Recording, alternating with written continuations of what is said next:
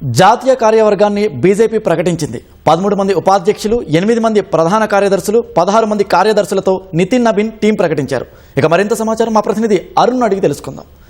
అరుణ్, చెప్పండి, ఇక బీజేపీ జాతీయ కార్యవర్గం కమిటీలో ఎవరెవరికి చోటు దక్కింది?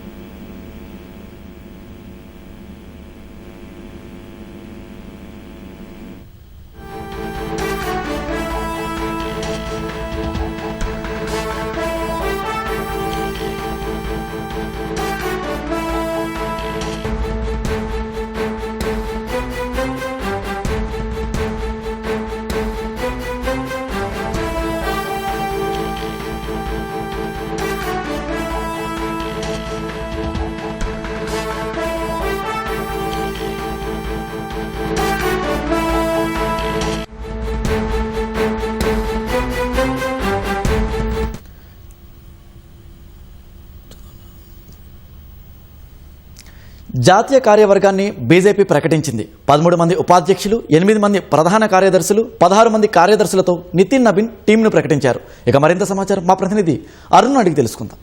అరుణ్, చెప్పండి, ఇక బీజేపీ జాతీయ కార్యవర్గం కమిటీలో ఎవరెవరికి చోటు దక్కింది?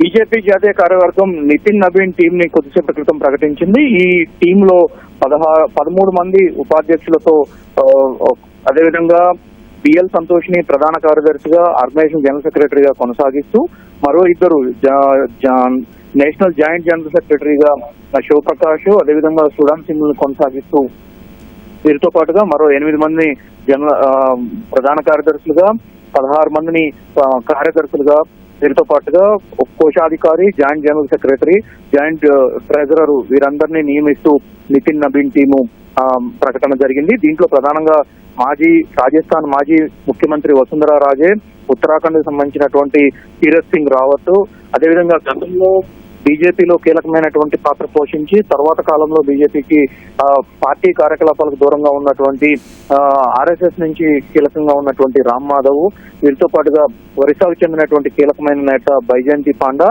ఆంధ్రప్రదేశ్ నుంచి దగ్గుబాటి పురంధేశ్వరి, ఉత్తరప్రదేశ్ నుంచి రేఖా వర్మ, వీరితో పాటుగా గుజరాత్ నుంచి నరేంద్ర భాయ్ జోషి, అదేవిధంగా మహారాష్ట్ర నుంచి భారతీ ప్రవీణ్ పవార్, వీరితో పాటు సర్దార్ మంజీత్ సింగ్ బాదల్, లాల్ సింగ్ ఆర్య, నాగరాజ, తారిక్ మన్సూర్, వీరితో పాటు మక్సూదన్ కర్ వర, వెస్ట్ బెంగాల్ ఈ 13 మందిని ఉపాధ్యక్షులుగా నియమిస్తూ కీలకమైనటువంటి ప్రకటన జరిగింది. వీరితో పాటుగా బిఎల్ సంతోష్ ప్రస్తుతం పార్టీ ఆర్గనైజేషన్ జనరల్ సెక్రటరీగా కొనసాగుతున్నారు. ఆయన్నే తిరిగి మరోసారి కొనసాగిస్తూ ఉత్తర్వులు జారీ చేశారు. వీరితో పాటు జాయింట్ జనరల్ సెక్రటరీగా శివప్రకాష్, అదేవిధంగా సుడాన్ సింగ్, ఈ ఇరువురిని కూడా కొనసాగిస్తూ కీలకమైనటువంటి నిర్ణయం తీసుకున్నారు. వీరితో పాటుగా పార్టీ ప్రధాన కార్యదర్శులుగా వినోద్ తావ్డే, సునీల్ బన్సల్, బిప్లవ్ కుమార్ దేవ్, స్మృతి ఇరానీ, అదేవిధంగా సతీష్ పూనియా, గజేంద్ర పటేల్, హరీష్ ద్వివేది, సంజయ్ భాటియా,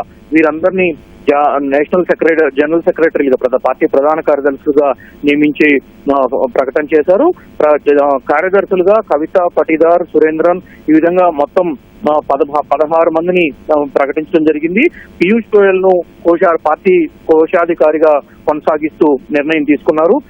కేంద్ర కార్యాలయానికి సంబంధించినటువంటి ఇన్ఛార్జిగా తరుణ్ చుగ్ ను నియమిస్తూ ఆఫీసుకు సంబంధించినటువంటి సెంట్రల్ ఆఫీసుకు సంబంధించినటువంటి సెక్రటరీగా మహేంద్ర పాండేని కొనసాగించారు. అయితే ఇప్పటి వరకు ఈ పదవిలో ఉన్నటువంటి అరుణ్ సింగ్ ను ఆ పదవి నుంచి తప్పించి తరుణ్ చుగ్ ను ఆ పదవిలో నియమించారు. వీరితో పాటుగా north east coordination, north east joint coordination, అదేవిధంగా అన్ని పార్టీకి సంబంధించినటువంటి అన్ని విభాగాలకు సంబంధించినటువంటి కోఆర్డినేటర్ గా విష్ణుదత్ శర్మను నియమించారు. వీరిలో విష్ణుదత్ శర్మతో పాటుగా జాయింట్ కోఆర్డినేటర్ గా మరో ఇద్దరిని నియమించారు. ఆంధ్రప్రదేశ్ నుంచి వీరిలో విష్ణువర్ధన్ రెడ్డికి అవకాశం కల్పించడం జరిగింది.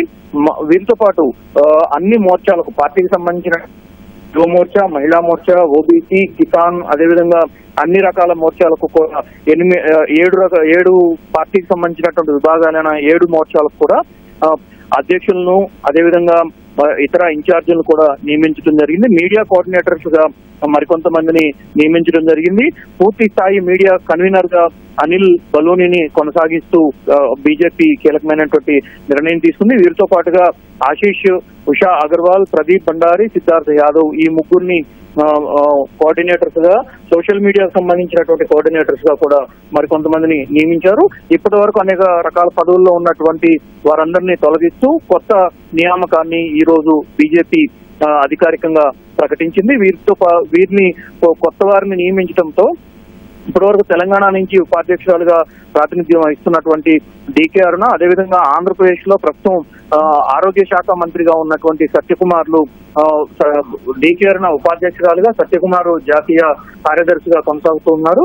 వారిని ఆ పదవుల నుంచి తప్పించి ప్రస్తుతం ఎంపీగా, అదేవిధంగా సత్యకుమార్ మంత్రిగా కొనసాగుతున్నందున వారిని ఆ పదవుల నుంచి తప్పించారు.